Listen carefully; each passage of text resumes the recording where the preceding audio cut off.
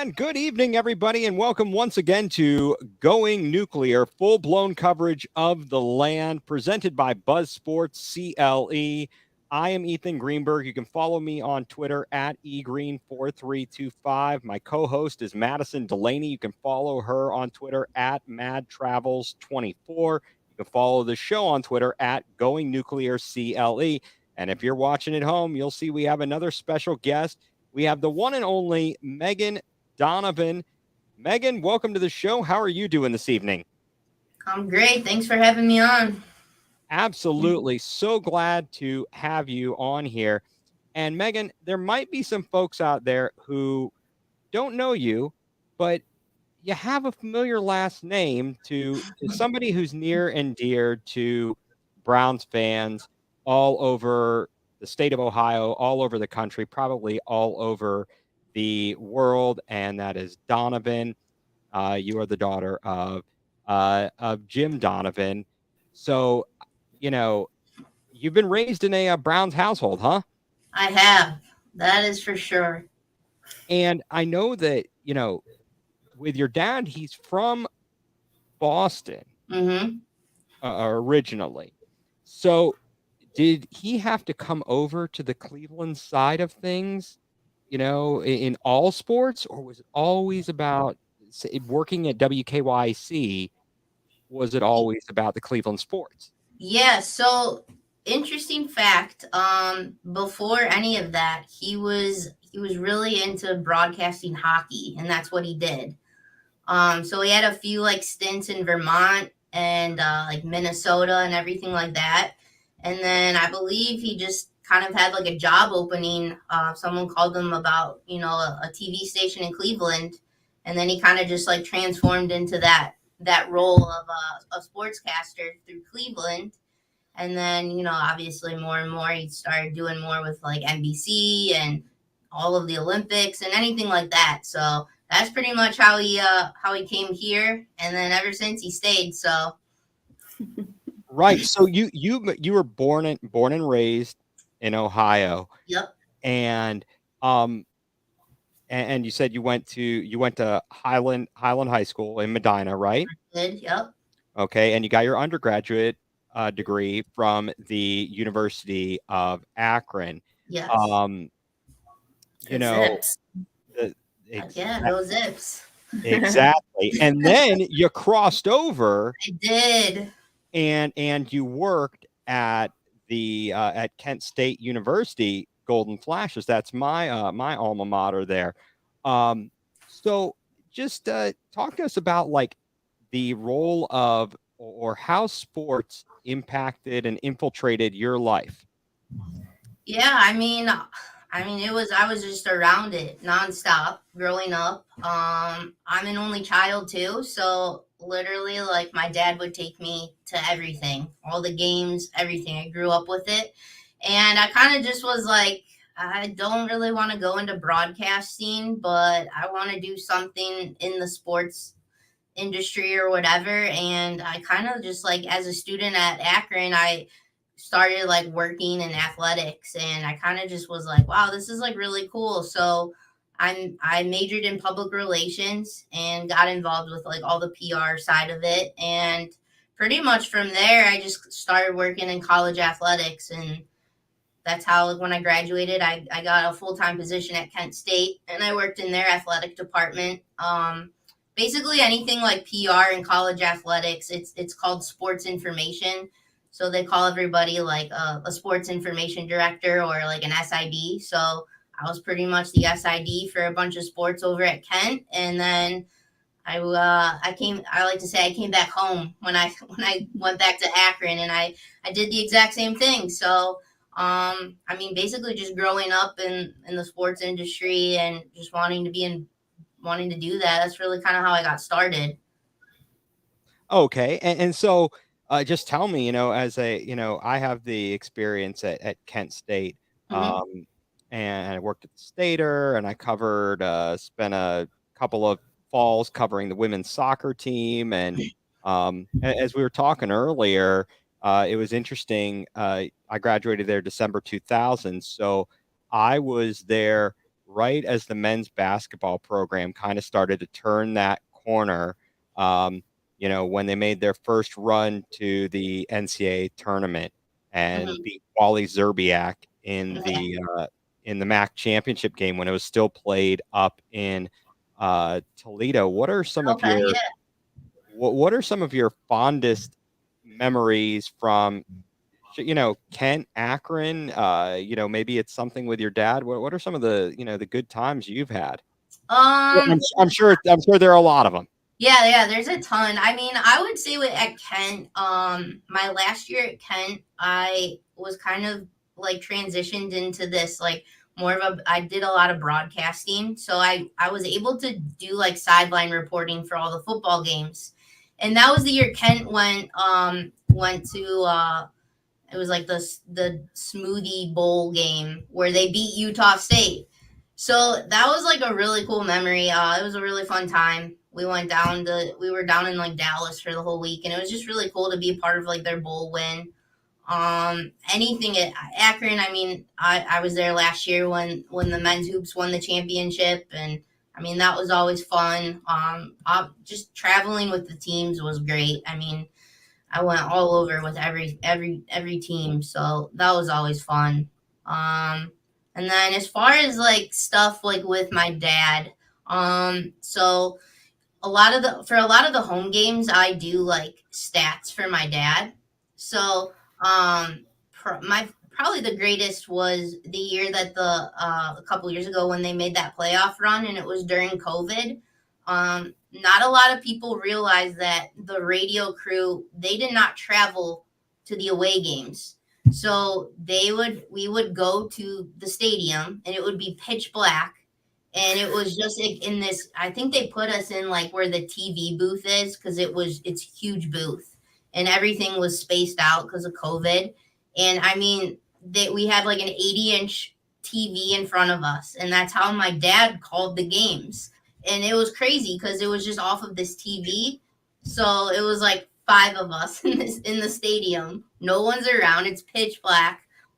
Those were really fun games and obviously the day that they beat Pittsburgh. I mean, that was probably like it was great. It was a fun season, regardless of it being COVID and everything. But yeah, Absolutely, absolutely. I mean, winning is always good. First of all, did Baker have to let you into the stadium? I know yeah, right. I Yep. know he He was living there gave during us that time. the code. He left you the code. That's good. Yeah. Now wait a second. Since you had the code, had they changed it before you got on there and drove around and made Yeah, Tyler? that No. was not me. So I don't want anyone putting that on me. um, yeah. Watching it, that's interesting that you got to do some spotting. You got to do sideline reporting. It's actually that's fun. I know. Actually, I recruited my dad when I was doing high school sports in Canton in my early broadcasting, and he would do some spotting for me. So, kind of a bit of a role reversal there for you doing the spotting for your dad. Yeah, Um, Now, Madison played college basketball at Randolph-Macon College in Ashland, Virginia, a D3 school, and their men's hoops team won the national championship last year. So I was going to ask you this question, and Madison can chime in on this. So you got to travel with the teams, Akron, Kent, etc. Was it better or worse to travel with the men's teams versus the women's teams? oh man, that's tough. Um, I don't know. It's 50-50 with me. I mean, I the when I was with the men's basketball team, I was really close with the radio broadcaster at Kent, Ty Linder, and we're best friends. So it was like I literally just was traveling with my best friend, like and like I mean, but and then when I was with women's basketball at Akron, I mean, I don't know, we were all pretty close. It didn't really matter. I kind of just would do my own thing and just kind of get off the bus and be like, all right, see y'all later. I'll make sure I'm on the bus the next morning.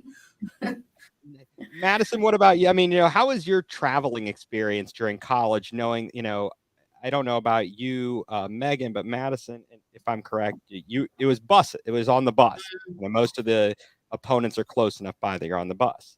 Yeah, we only took flights for like winter break tournaments where we went down to like Florida or Puerto Rico, which was fun. We didn't do a whole lot of traveling with the men at Macon, which was probably a good thing. When I was coaching, though, we did some traveling with the men down to like we had a long bus ride from Virginia down to Alabama. We did that one with them because it is so far. And that was not super pleasant because you double up seats usually, and then you're trying to sleep on a bus. And, obviously you've got some mingling happening that we're also trying to sort through as coaches on the bus. So we're like, all right, you guys got to sit on that side.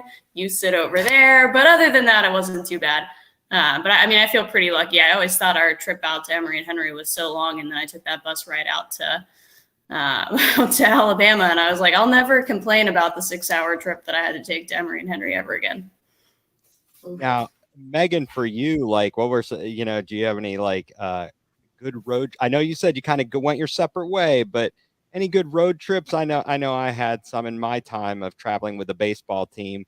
But what about you? It was with the Kent men's basketball team.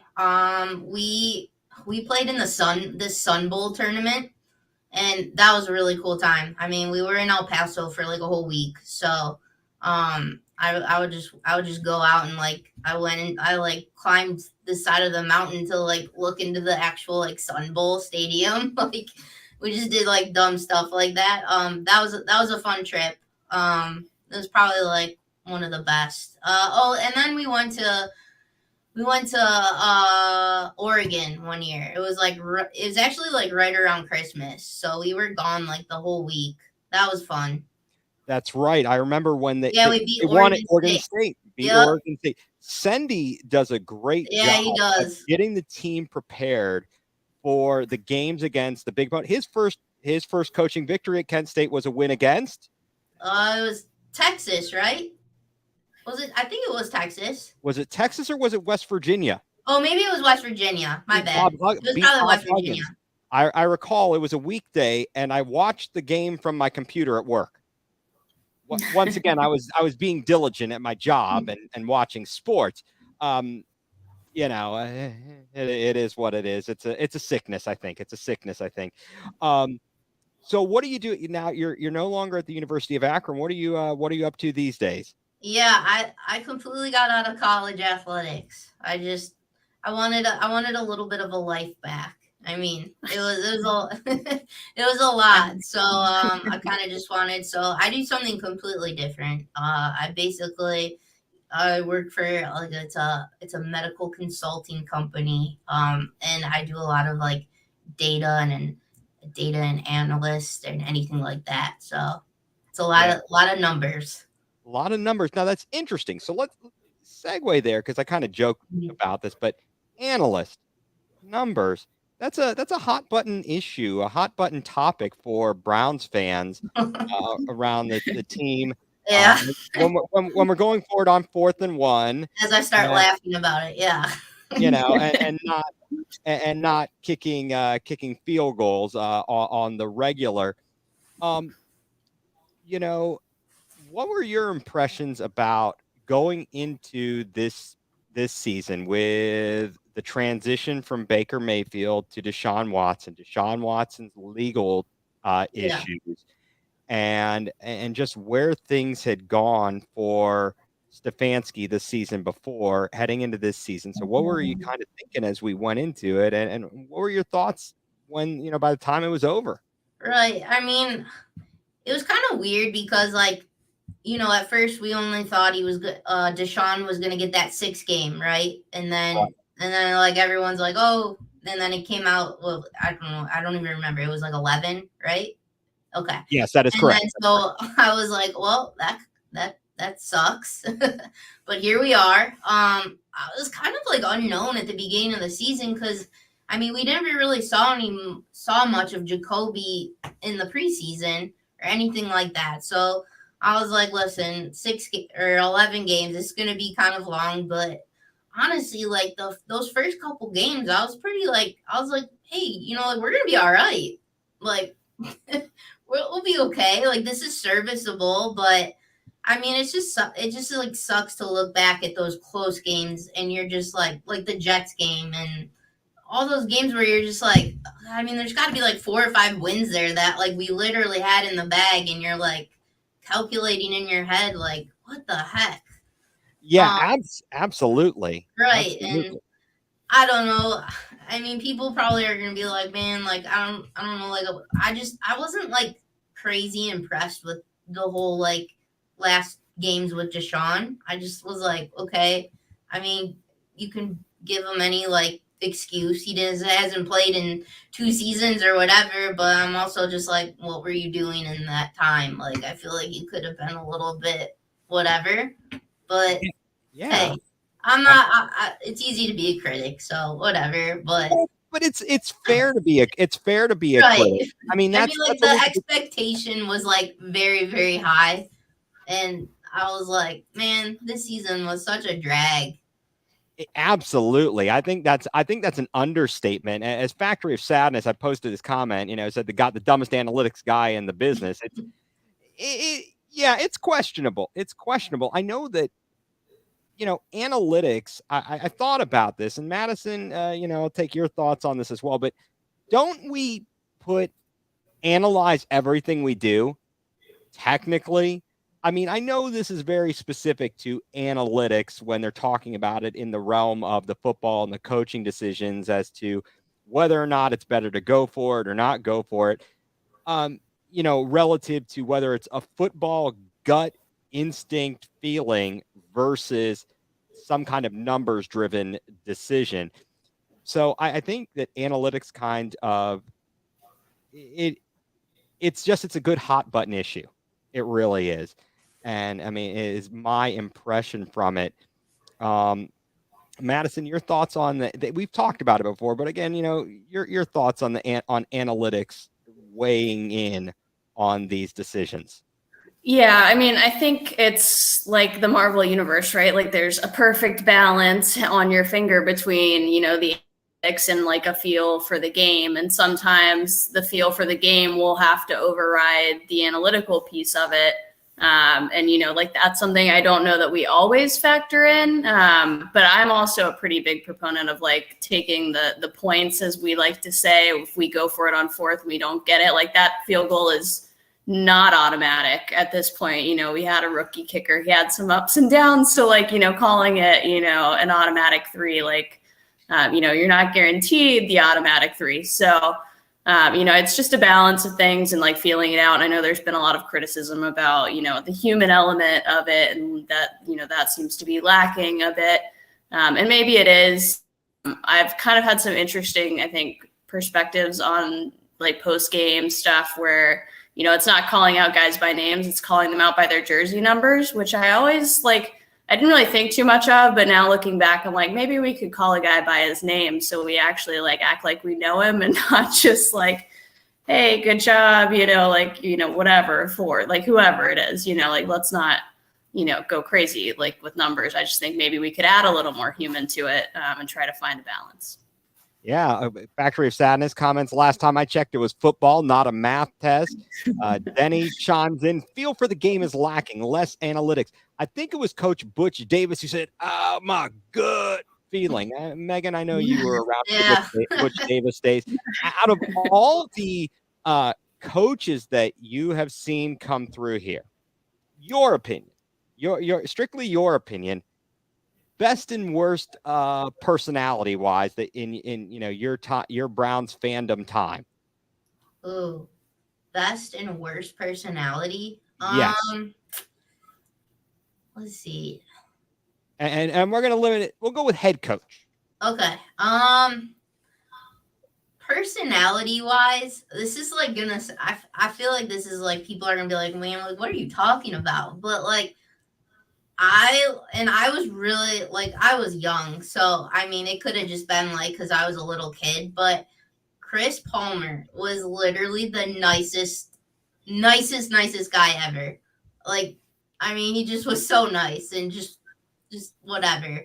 So I always remember like going to training camp with my dad during the summer, and I mean like Chris Palmer would always come over and just like talk to me, and I was like, wow, like this is really cool. Dude he was a great guy. He was really nice. Worst personality, who I don't know, man.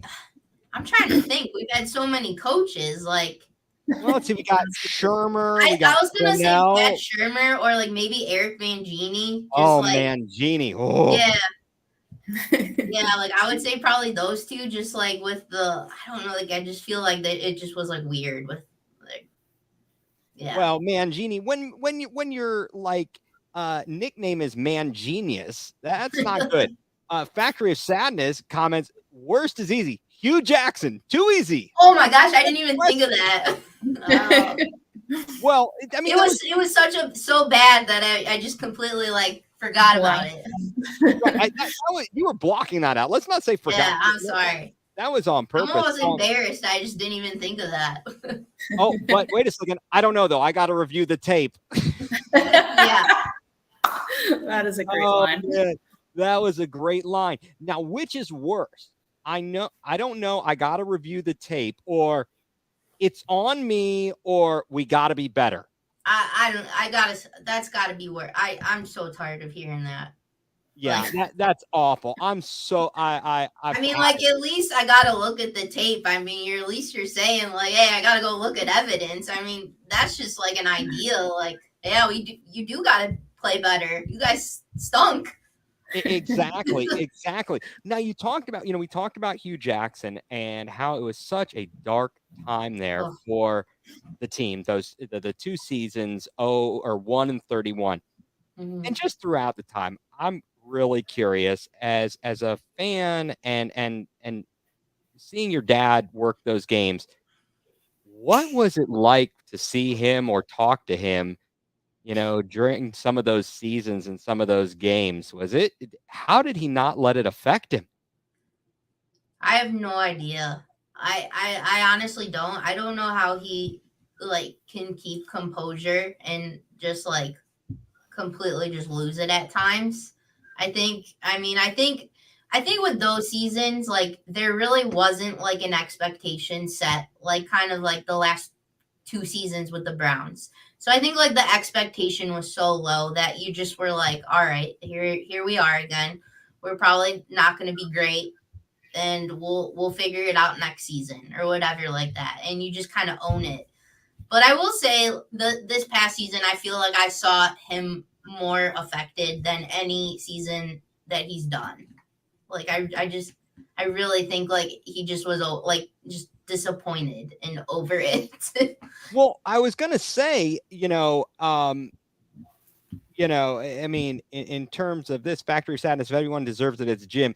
Your dad does deserve to see this, see a winner here. Denny agreed. I concur completely. A couple of things I wanted to note here is that something that you pointed out with regard to your dad kind of being disappointed. This season, he spoke out a couple of times on shows. He talked about it. And I was so happy to hear it, because that to me was speaking for the people, talking about addressing the Myles Garrett situation when he got ticked off because people were booing. Right. Like, dude, that comes with the territory. Yeah. And then at the end of the season, talking about how the Haslams, the front office, open up to the people. I'm sure that you can't say everything that's on your mind or let everything out of the locker room, but for goodness sake, this city, the city of Cleveland, bleeds brown and orange. And if you're, I would say, if you're a Browns fan, if you're a Cleveland fan, the misery we've gone through, I mean, we love this team, and the reason we get upset is because it hurts. Right. It hurts to lose. So yeah, I don't know. Yeah, but your dad, first of all, I'll just say it's amazing. And when you listen to your dad, this I ask from a professional perspective. I know I do when I do play by play, I try and model myself after my hero growing up in Cleveland was Joe Tate. Hmm. And I don't know, did you ever get to know any of the other broadcasters in Cleveland, like Joe Tate or Tom Hamilton, or any of the others? Yeah, so funny enough, I actually went to grade school with Tom Hamilton's kids. We all went Oh, to grade school together, and his oldest son and I are the same age, so we like knew each other pretty well. And then I knew his oldest and middle son when I was at Kent State because they played for the baseball team. that's So right. yeah, it's kind of like a little like just a circle there. So I do know Tom. I didn't really have like any like personal relationships with like Joe Tate, but I mean like him and my dad were pretty close and things like that. And I listened to the Cavs games on the radio and everything like that. So with that there, but yeah. Yeah, I know that I had to I I modeled myself after Joe. Listen, growing up and listening to his commentary and just the way that he would paint the picture for you. And I Mm-hmm. listened, and this is where I was going with this. If you listen to other broadcasts, I've got Sirius XM because Okay. I'm in Richmond, Virginia. So Okay. if I'm in my car during the game, I'm listening to your dad and now Nathan and Gerard. And sometimes I'll be driving, it's not a Browns game, and I'll turn on to another station and I'm like, who are these clowns and what are they doing? Because they're not good. Yeah. We have been so fortunate to have people like your dad and the others that we talked about, Joe and Tom, and before them, guys like Nev Chandler, Mm-hmm. um, paving the way in Cleveland to have such good broadcasters. Do you ever find yourself going, "Oh, this person is unlistenable"? I do a lot of the times. Like sometimes I'm just like this. It's boring. Like it's just like, or I'm always just like, I just want the score. Like some people don't say the score enough, and I'm like, what's the score? Broadcasting 101, right? Yeah. And what about you, Madison? Because you have to watch Madison is in North Carolina, and Okay. dad's family is from Akron, and And so went to that Akron, actually. what? Nice. Oh, Yeah. okay. There we go. Yeah.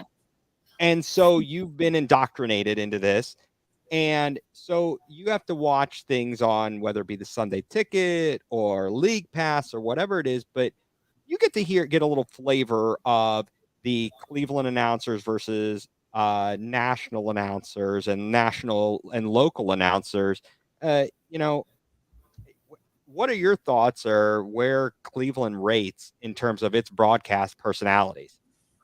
Yeah, I mean, Cleveland, I think, is probably at the top. I mean, I listen to some, or occasionally some other local, but I usually get national guys when I'm listening, and I can definitely say confidently that they are better than those guys pretty much all the time.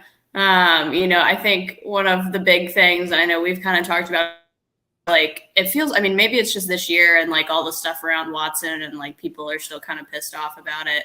But it felt like particularly like announcers were rooting against the Browns this year, more so than usual on the national side. So, I unfortunately don't get to hear any local. I usually go to the Browns bar, the local one around here. Shout out to the one in Cary, North Carolina. It's a good time. But yeah, it's been kind of rough. And then for like NBA League Pass, I can at least select the Cavs broadcast. But no matter what, and I only subscribe to the Cavs. I don't have the whole NBA League Pass, but no matter what, when I log on to watch a game, I am always on the other team's broadcast. And I'm like, no matter home or away. And I'm like, can we not default? Like, I like the Cavs. We don't need to have this switch that I have to do. Like, let's not add, just put it on them, that kind of thing. And I did suffer through the first game because it looked a little different this year, and I didn't know where to find it like last year. And so I had to listen to the away broadcast, and it was not fun. Didn't like it. Yeah, that it's painful. It's painful. I don't know about you, Megan. Were you about to throw something through the TV listening to Greg Gumbel and Adam Archuleta in the season finale at Pittsburgh? Yeah, that was a weird broadcast. I'm not gonna lie. It was like they didn't even know that Deshaun was on the field. They're like, and Jacoby Yeah. Brissett. No, he didn't. And they're like sitting there for 20 minutes, not even talking about the touchdown. And like we're getting screwed again.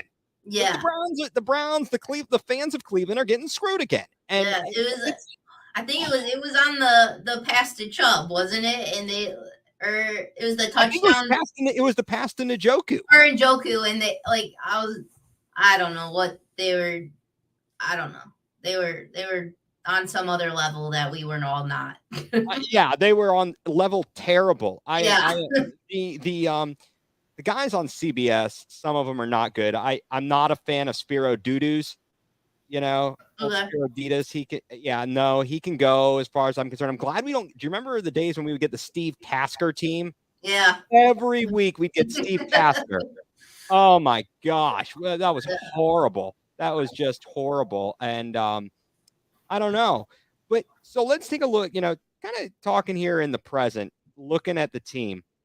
So Joe Woods, Gandhi. Yep. And we replace him with Jim Schwartz. Thank God. Okay, there you go. I've been on the fire Joe Woods train for 2 seasons. Yeah. I've been on hashtag FJW with my friends in our chat every week. And I am glad that they have finally disposed of him because quite clearly you talked about those handful of games that they could have won. And I'm only shocked that Mike Prefer still has a job.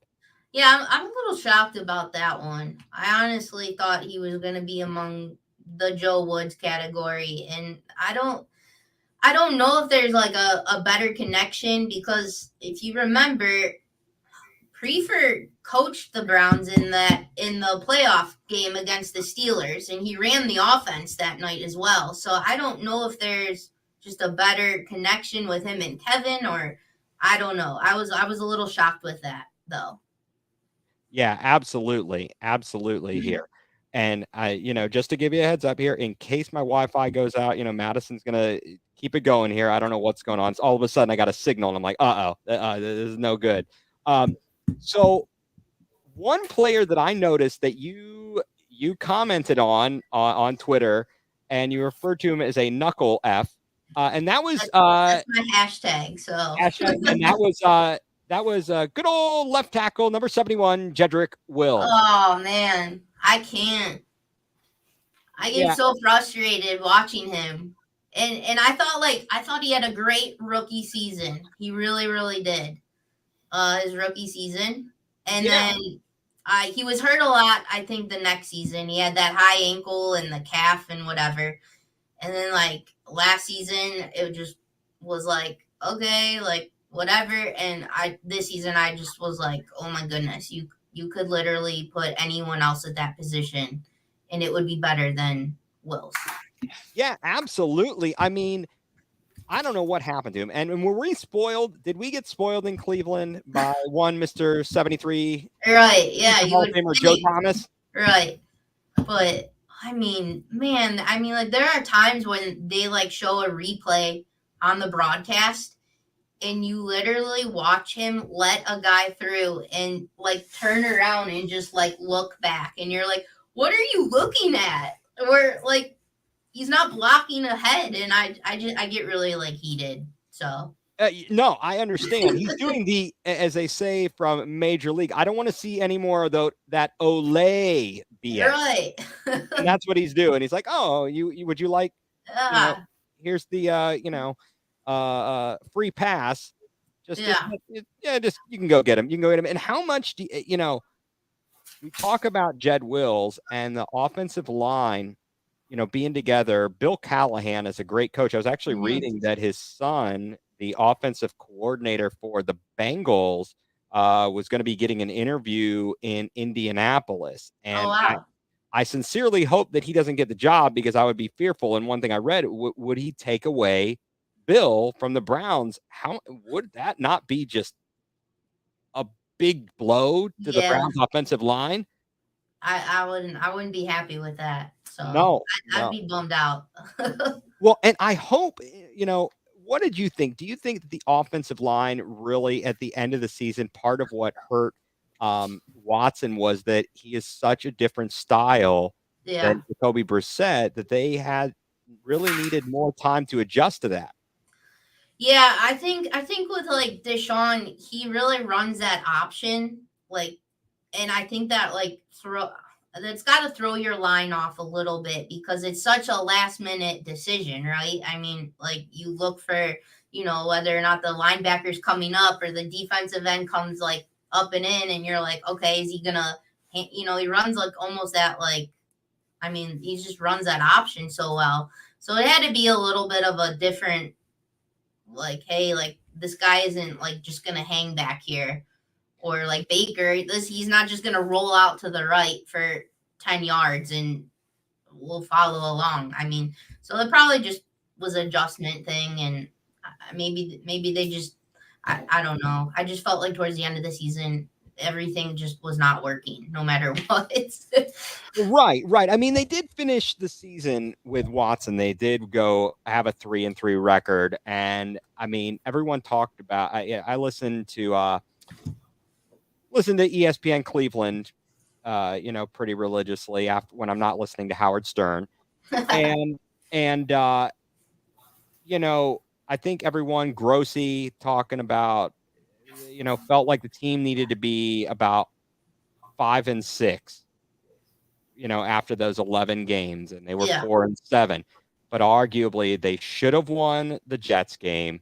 They should have won the game against the Chargers. They got hosed in Baltimore. I mean, Mhm. there's 3 games right there that make a huge difference. And then we lose to Bailey Zappi and the Right. Patriots. Are you Yeah. kidding me? Bailey stinking Zappi. That was the worst game ever. And I did stats for that game, and I just was like, what is happening? Like, I don't even know who this quarterback is. Yeah, it's crazy. They would go out there and make these guys look like MVP candidates. You've never heard of these quarterbacks, and suddenly they come in and beat your rear end in. It's and they've done it year after year. It's not just a stupid Fansky thing.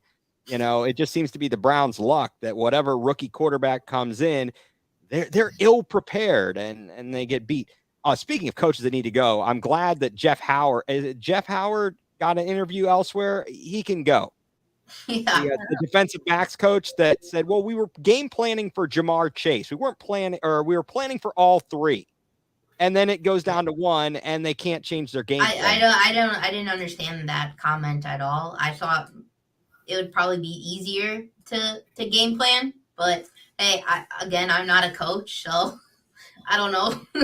Yeah, absolutely. Absolutely. So we've got some things to look forward to. We don't have our first round draft pick. We're not going to have a first round draft pick for a few That more, sucks. but I think if you look at it and you say, okay, if you're talking about having a quarterback, then that's really important. And factor of sadness, I'm not sure, I apologize for missing the comment, but he talked about consistency, and well, consistency is important for the team to succeed. So we'll have to wait and see. So we can't get quite as excited about the draft this year. I was happy to see we are not one of the teams that was selected to have to use one of our home games overseas, and of the teams that are the home teams, we do not play any of them as road games. So that's good news. That is very good news. I'm not sure I get this whole. Obviously, it's a money thing, Right. because I don't get what the point is of sending these teams over to Europe. You're supposed to be doing things in the players' interests, and you're sending them over to Europe. You're messing with the schedule. You're adding games. Just doesn't seem good to me. So, other than the Browns, obviously you got your connection with them. How about the Cavs? The Cavs this season, where do you think they're at? Yeah, they're definitely an exciting team to watch. I mean, I feel like, when they're like really on, like they're fun to watch. They got all the young guys, and obviously, bringing Donovan Mitchell, he's been just amazing. the nights that he puts up crazy points. So I'm definitely excited to kind of see how they pan out throughout the whole season. I mean, NBA is just so long, so you just go through they just go through those like trends and waves. So, but yeah, definitely excited for it. Yeah, absolutely. Madison, what were your last night was a tough loss without Donovan Mitchell. Darius Garland reprised his role that he took last season, leading the way with Allen and Mobley and not getting much else help, much other help, although adding a little bit of a sprinkle of Okoro and A little sprinkle. He didn't miss from the field. Give him all right. 4 for 4 from 3. Let's give him credit.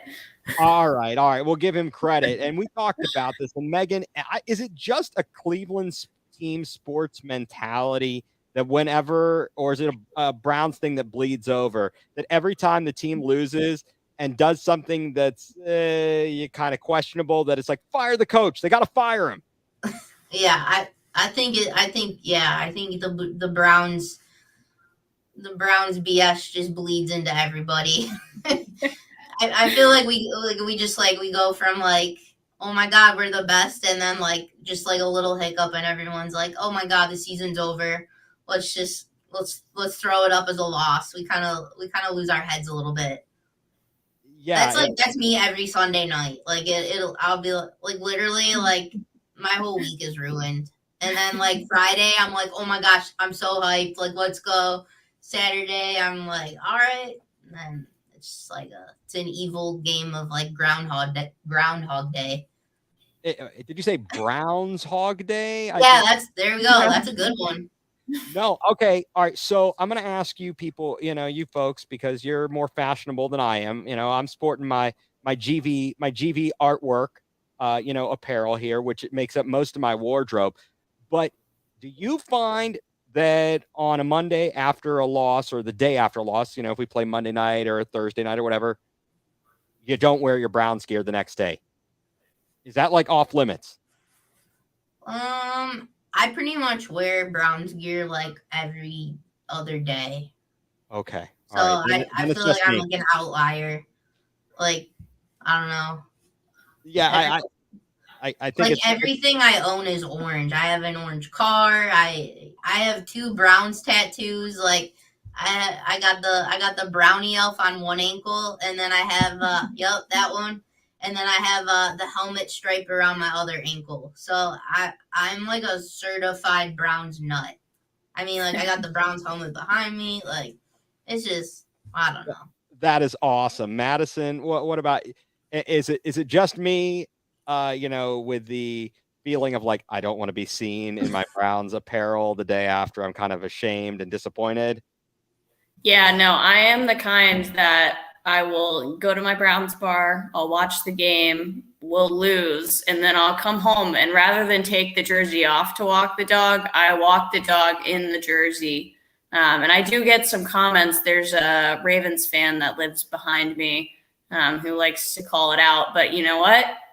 I am proud because I think it says a lot about me as a person and anyone who's a Browns fan, the dedication you have and the loyalty you have. So like, I'm not ashamed, even when we lose, to wear a little gear. And plus in North Carolina, you get like, it's an easiest way to strike up a conversation. Someone always calls out your Browns gear. Yeah. I mean, I try not to, because at that point, I don't want to talk to anybody.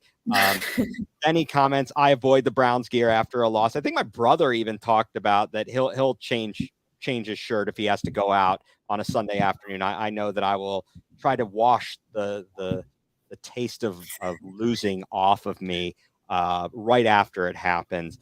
I was, a couple weeks ago, I did get to go take my son to the game up in Washington at FedEx Field. So that was that was fun, and being able to be there. We were sitting on the visitor side, so we were near other Browns fans, and so that was good times there. It's a real, as I told Madison and commented, FedEx Field is a real crap hole. It's a real crap hole. What are your thoughts about the future of the stadium? Do you hope they go if they, are they going to build a new one, renovate? Do you care as long as we win? Yeah, honestly, like I don't care, just win. But I will say that Christmas Eve game, oh, it was so cold. I mean, like I don't even think I've ever experienced like temperatures that low. And mind you, like I mean, I like God bless all of the fans that went to that game and sat through that game because that was terrible. And I feel like for anybody that was at that game in attendance, the Browns should give them a regular season ticket next year because of them sitting through that. Yeah, But I mean, absolutely. it was so cold. So I mean, maybe if the weather was like that more, I'd be like, hey. But I did go to the game that they played at Ford, the Buffalo Okay. game, and Okay. I was like, man, this is kind of nice. Like it was freezing out, and I was just like, all right, I'm just like in a hoodie, so I don't know, whatever. But just win games, then Yeah, we'll talk about it. exactly. Why isn't we talk about the weather as a factor down at First Energy, and it be and for Cleveland it can play a role in being at advantage. Why isn't Phil Dawson? Have they not asked him to be on the staff? I You mean, would like, think, right? why is he not on the staff to work with our kickers? Because Denny comments we need a dome, and from a fan perspective, yes, I could see it, but yeah, I mean, Cade York, he hits the game winner in Carolina, and then at First Energy, he did not kick that well. I mean that. Right. Obviously there were a couple that got blocked, but man, what did they say? Someone I stealing someone else's word, but shankopotamus Yeah. on a couple of York's kicks. It was not good. I don't know what's up with that. Um, do you follow Clay Matthews' daughter on Twitter, Jennifer? I do. I mean, shouldn't Clay Matthews be in the Hall of Fame, or are we Yeah. just tainted as Browns fans? Absolutely. I don't understand how he was not or is not, and I don't get it, but again, I don't know. I've always thought that he should be. Right, absolutely. Would Browns fans riot if Art Modell ever got inducted into the Hall of Fame? Absolutely. Yeah, 100%. yeah, that would be a disgrace I to mean, have yeah. that happen. I would be very, very upset with that. In talking about and celebrating other things and other sports there, the Guardians, Terry Frank, Tito doing one hell of a job with that team. I saw the renderings of the renovations they're going to do down at Progressive Field. That's looking like that's a fun place to be. Yeah, for sure. I I saw like a brief picture of it. I didn't really like get a chance to like dive into it, but I mean, it definitely looks like it's going to be really cool, really big, really like fan engagement-ish type vibes, I feel like. Gotcha. So, all right. So during your time at Akron and, as a student, was the street treats guy there? Street treats. He may not have been there. I had some friends who went to U of A, and I there don't was a think guy with so. the cart, the street treats, man. You can get a good chicken gyro. Oh yeah, no, I did not. Nope. Never experienced that. Never experienced that. Okay. Luigi's.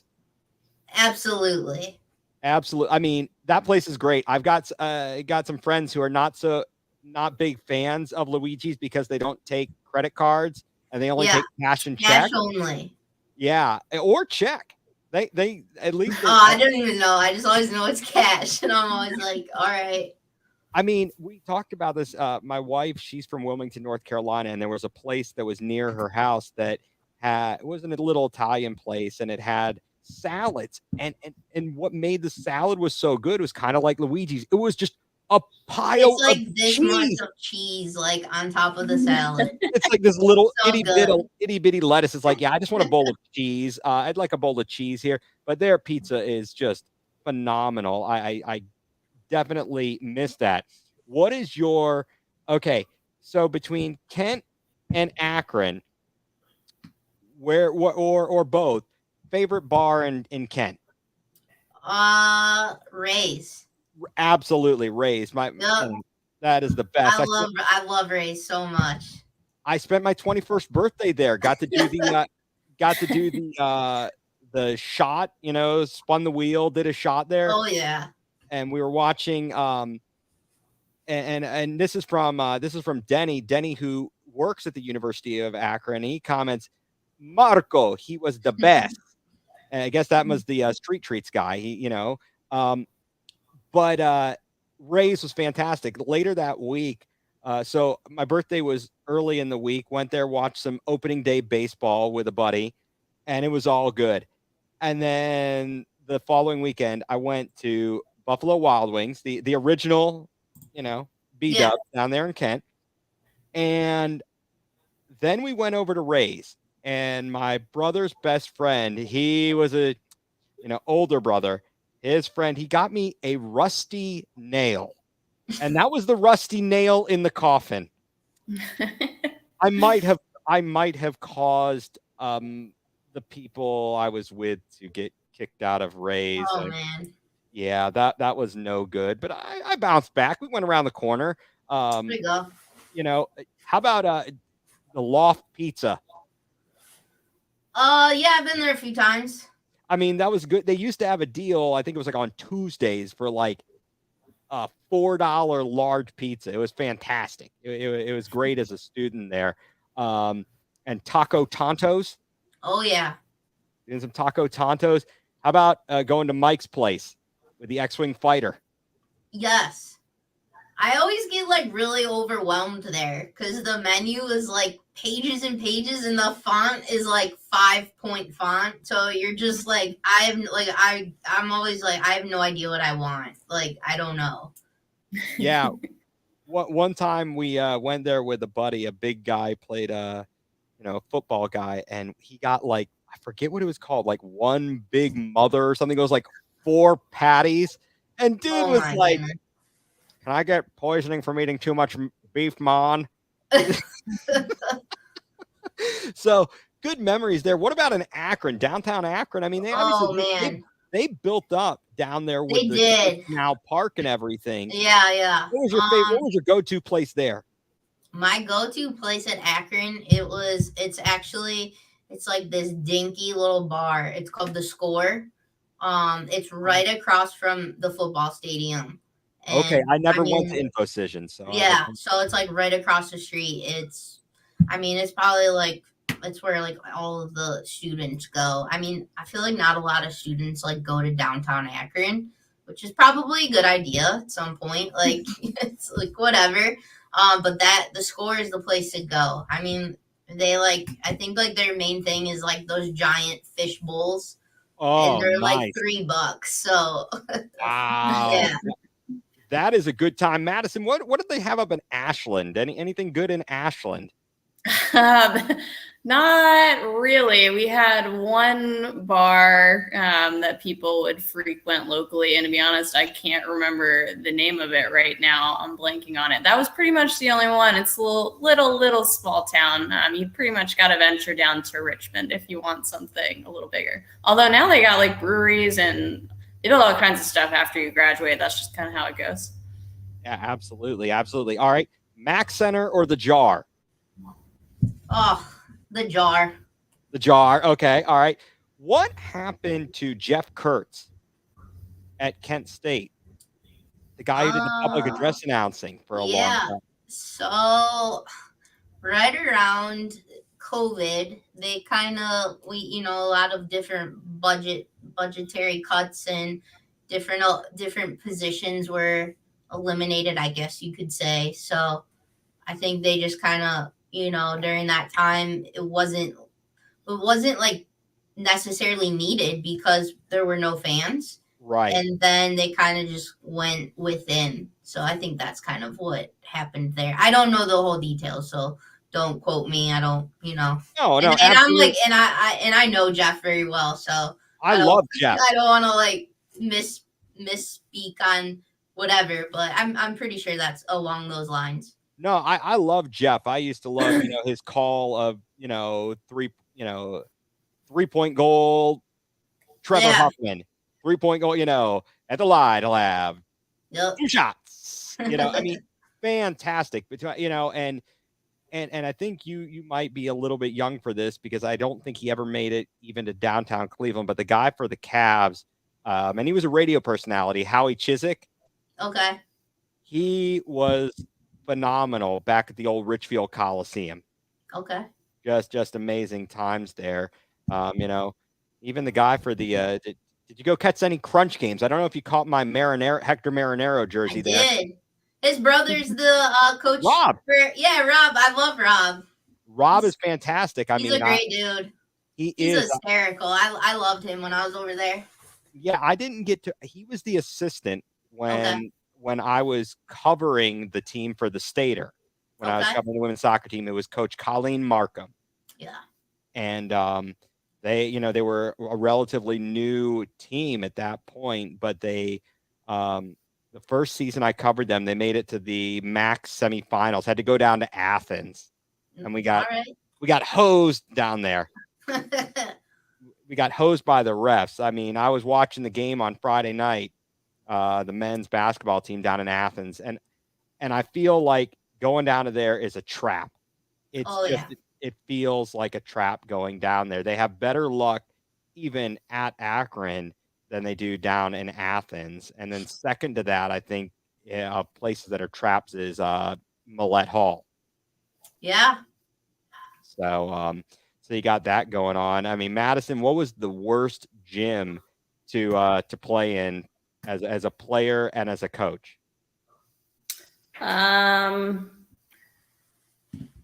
I would probably go Guilford just because of the uniqueness of it. So for a little context, I guess. So you have the court that you're playing on. It's pretty much like an entire wooden ceiling, weird slopes. But then there's pretty much a full court going the opposite way along the baseline. So there's a huge gap to the wall. And it was always a tough place to shoot because your depth perception's a little thrown off. A close second would be Bridgewater because Molly Ariel got called a troll there, or an ogre. It was an ogre. And yeah, we didn't like that too much. To coach in, I didn't really have too many problems. I feel like coaching anywhere really. I would say Guilford again, which is where I coached. Oh, there you go. Time. Didn't love it. So Megan, as a Browns, you're an expert on the Browns. So what are we talking? We got Chomps, we got Swagger Jr., we got the Brownie Elf. I'm a big fan of the Brownie Elf.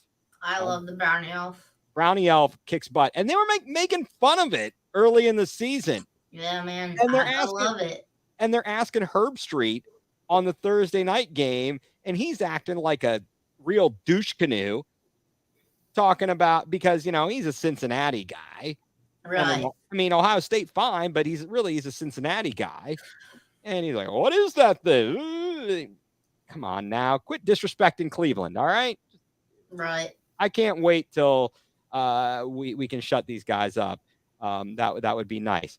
So I'd like to transition over to our segment here that we do called Yay or Oy Vey.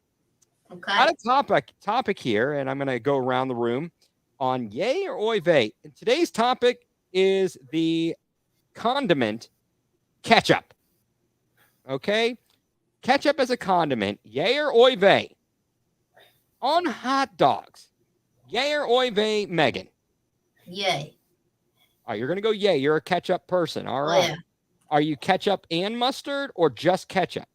Ketchup, but it has to be the stadium mustard. The stadium. Not like yellow mustard. Okay, Burtman's Ballpark mustard or stadium? Okay, the Burtman's Ballpark. All right.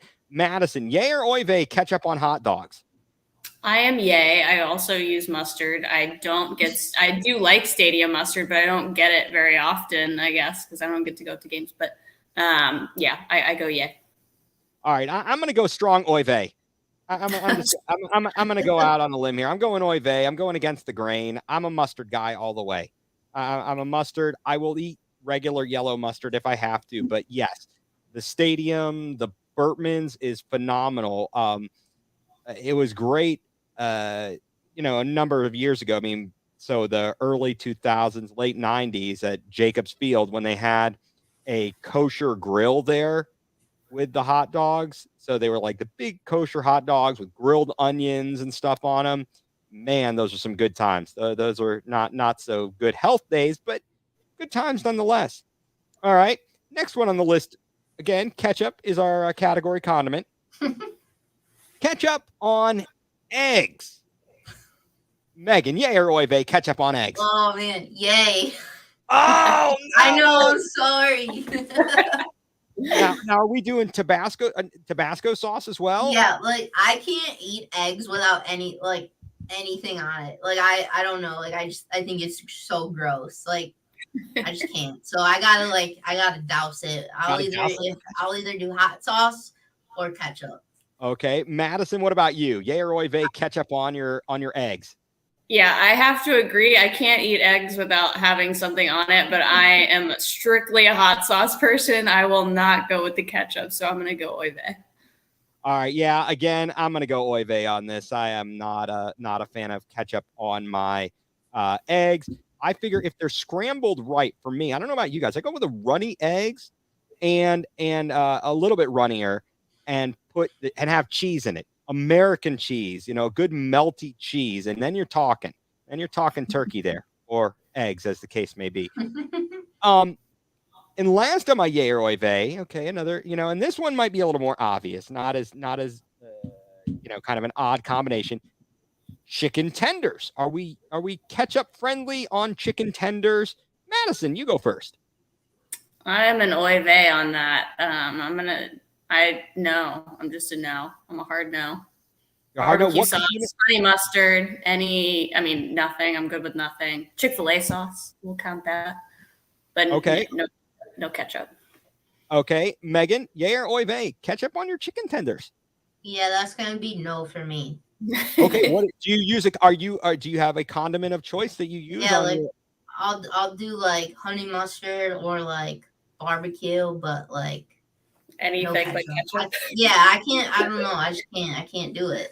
No, I am also, and I'm an oy vey on the ketchup with the chicken tenders. I am gonna go with some buffalo sauce.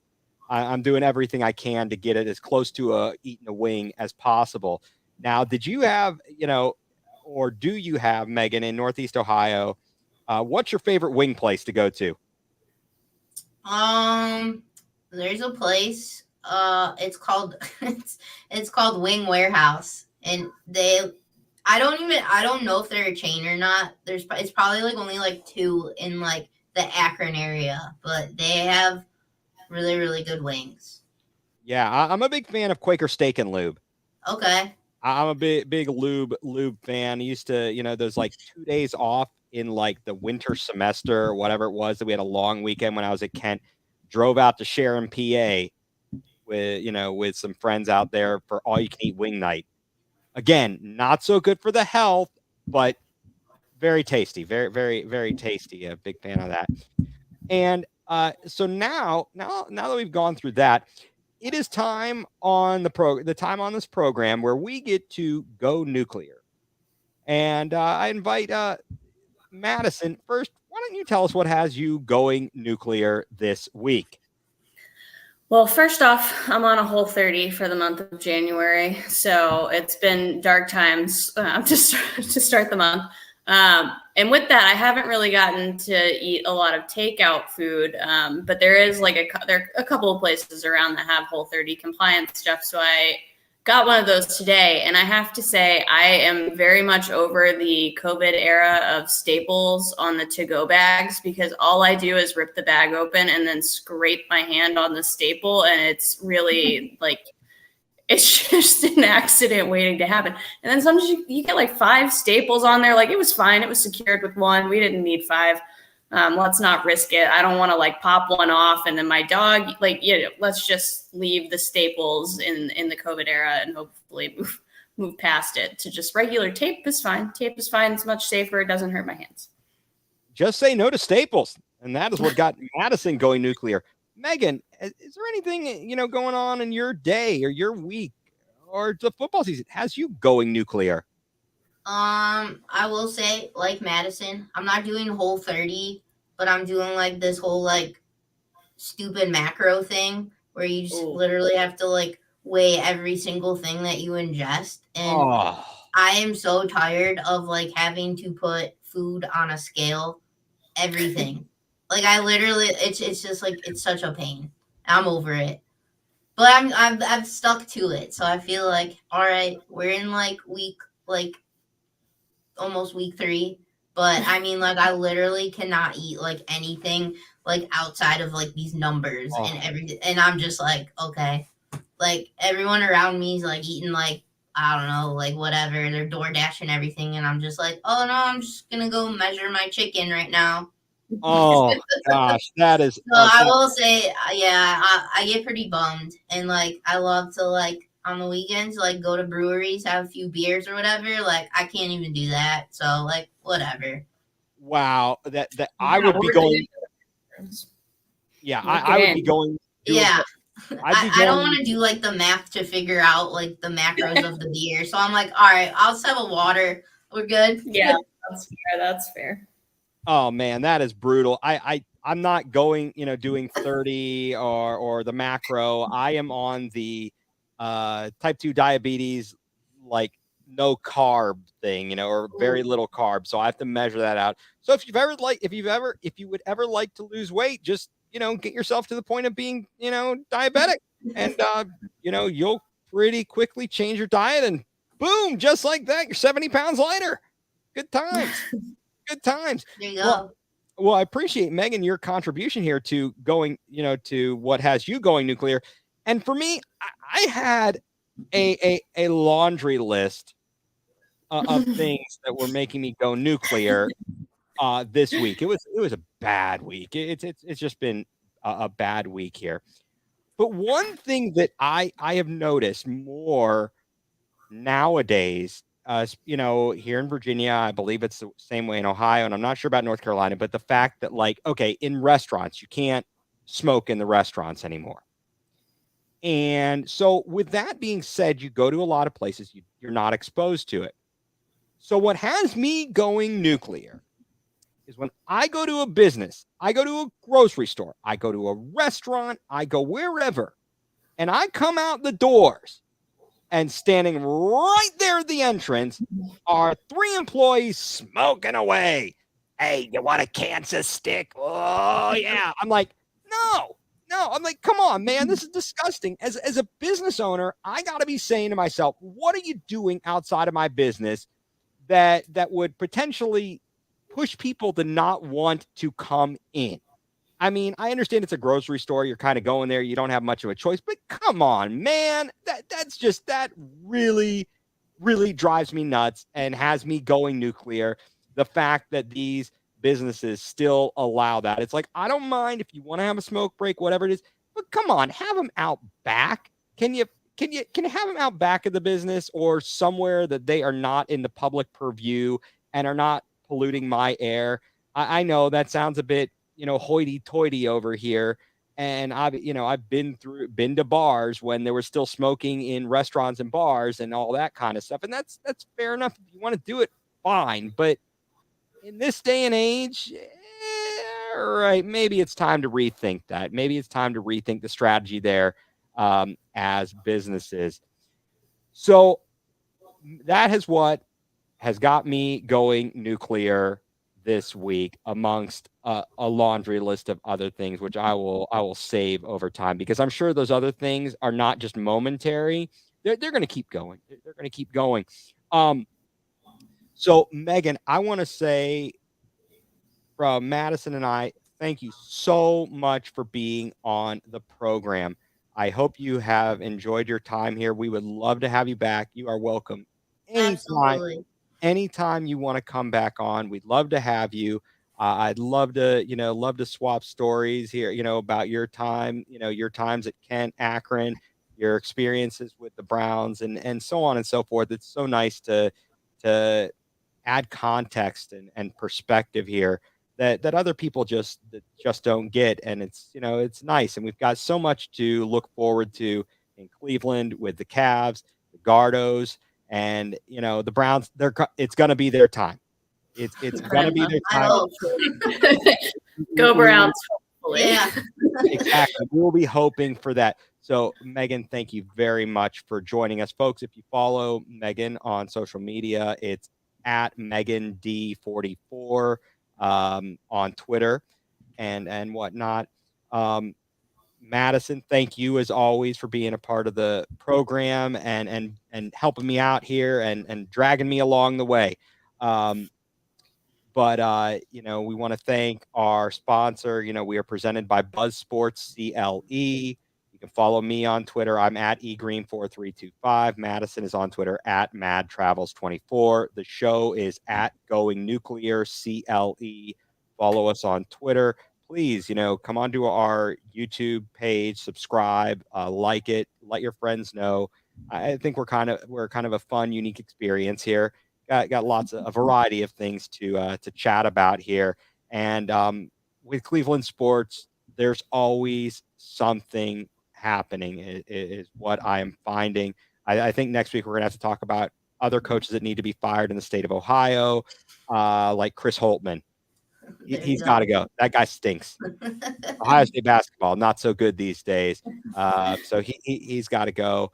And maybe we'll have some more news coming out of Baltimore to find out what's going on with contract situation there with Lamar Jackson. The fact that they got rid of, they mutually parted ways with offensive coordinator Greg Roman. It's like, would you really want to be the quarterback or offensive coordinator for that team? I mean, they've got no wide receivers. We had better wide receivers than they had. That's true. Yeah, so that's pretty pitiful there. And as always, we hate Pukesburg. We do not respect Pukesburg. Go away. Don't bother me, and all that good stuff. So, folks, again, Megan, thank you very much. Yeah, thank you. I appreciate you guys having me on. It was a great night. Excellent. Anytime you want to come on, you let us know, and we'll reach out to you as well. Madison, thank you very much. And also want to thank Craig Fountain for helping, for letting us be on the air here again, presented by Buzz Sports CLE. And that is going to do it here. I'm Ethan Greenberg, along with Madison Delaney and our special guest, Megan Donovan. And you have been watching Going Nuclear, full-blown coverage of the land.